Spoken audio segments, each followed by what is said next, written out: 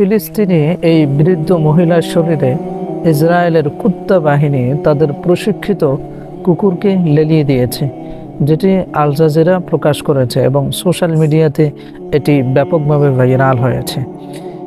এই ভিডিওটা দেখার পরে আমি অ্যাকচুয়ালি কীভাবে সেটিকে প্রকাশ করব আমি বুঝে উঠতে পারতেছি না।